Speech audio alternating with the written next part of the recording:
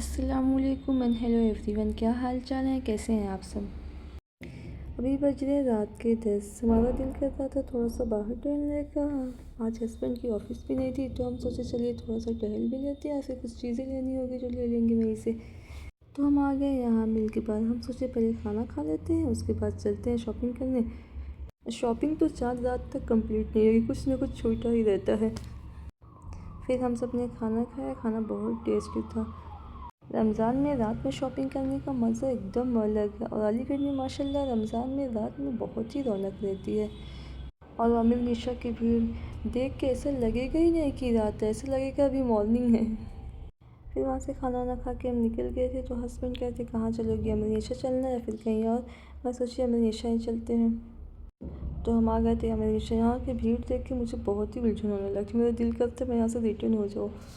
But आज उस्मान साथ में नहीं था तो थोड़ा सा सही था, क्योंकि उसको लेके मैं और परेशान हो जाती हूँ। उसको भी नहीं अच्छा लगता इतनी भीड़ देख के।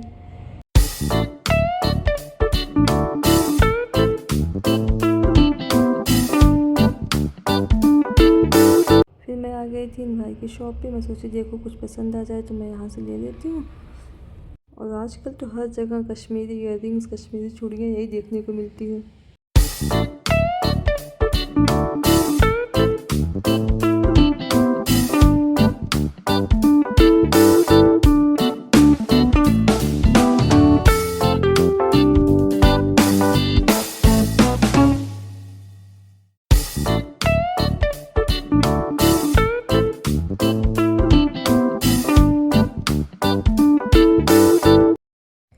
मैं हस्बैंड से कह रही थी चलिए अब घर चलते हैं, अब काफ़ी रात हो गई और जो लेना है बाद में आके ले लेंगे। अमीर निशा की भीड़ देख के तो और शॉपिंग करने का दिल नहीं करता। इतनी भीड़ थी कि यहाँ से निकलना बहुत मुश्किल था। और 4 रात तक की भीड़ है, कोई कमी नहीं होगी इस भीड़ में। इतनी मुश्किल से तो अल्लाह का शुक्र है कैसे हम निकले। उसके बाद हम घर आ गए, इतना ज़्यादा थक गए थे कि मैं फ़ौरन आते ही सो गई। उस्मान भी सो गया था। फिर ये नेक्स्ट डे की क्लिप, हमें जाना था उस्मान का हेयर सेट करवाने। मैं तो सोच रही थी कि बहुत रोएगा, लेकिन अल्लाह का शुक्र रोया नहीं। इस बार अच्छे से अपना बाल सही करवा लिया। उसके बाद हम आ गए घर, उस्मान को नहला के फ्रेश कर दी। आज जुमा भी था, पता नहीं ये शायद अलविदा जुमा है या नहीं। कुछ लोग कह रहे हैं कि है, कुछ लोग कह रहे हैं कि नहीं। अभी एक और जुमा आएगा। उसके बाद मैं इधर आके देखी तो मोबाइल सो के देख रहे थे। मैं सोची चलिए थोड़ा सा मोबाइल देखी, वरना पूरा कपड़ा अपना गंदा कर देता। इसके डैडी कहते इसको मस्जिद लेके जाएंगे, फर्स्ट टाइम मस्जिद जा रहा था। देखिए बेटा, बाय। कहाँ जा रहे हो? Bye bye. मेरे लिए दुआ करना ढेर सारी ना।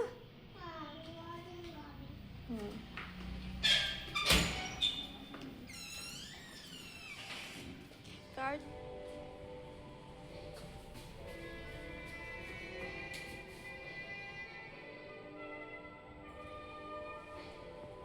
उसके बाद मैं फ़ौरन से नमाज़ पढ़ ली, क्योंकि उस्मान अगर आ जाएगा तो मुझे नमाज़ पढ़नी ही नहीं देगा सुकून से। बस जैसे ही नमाज़ पढ़ के उठी वैसे उस्मान के डैडी आ गए।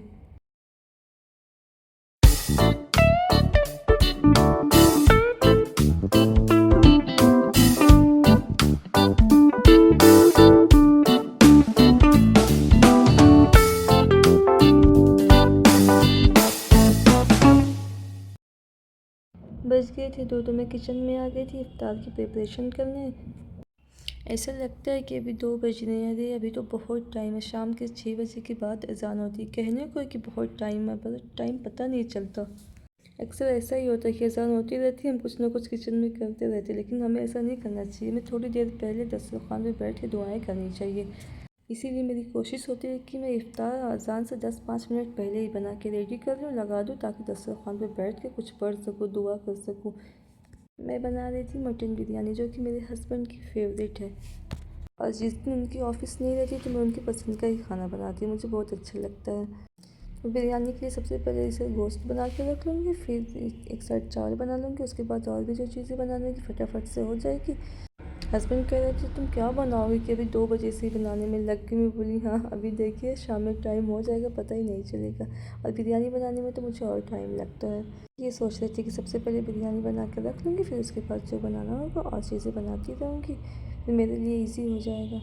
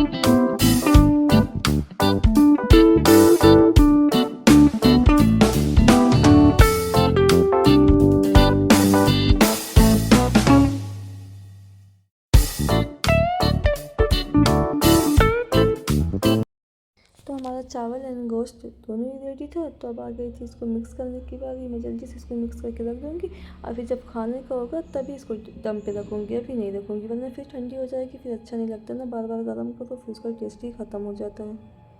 उस्मान बार बार आ रहा था, कहते मम्मी क्या बना रही हो। इधर हमारा डिज़र्ट भी रेडी था। अज़ान होने में सिर्फ आधे घंटे बचे थे, तो हस्बैंड जब फ्रूट कट कर रहे थे और इधर दस्तरखान लगा रहे थे, कह रहे थे तुम निकालो मैं सब ला के लगा देता हूँ। ये सब लग जाएगा जल्दी से, फिर साथ में बैठ के सब दुआएं करती। इधर हमारी इफ्तार लग गई थी और इफ्तार की रौनक अलग ही होती है। रमज़ान जाने के बाद यही सब बहुत याद आता है, इफ्तार, सहरी, इबादत, रोज़े। और इफ्तार के वक्त थोड़ी देर बैठ के दुआएं ज़रूर करनी चाहिए। और इसी अशरे में इंशाल्लाह लैलतुल क़द्र भी, तो हमें चाहिए कि जो लास्ट के 10 दिन हैं हम इन दिनों में ज़्यादा से ज़्यादा इबादत करें, क्योंकि हमें तो कंफर्म पता नहीं ना कि कौन सी रात लैलतुल क़द्र है।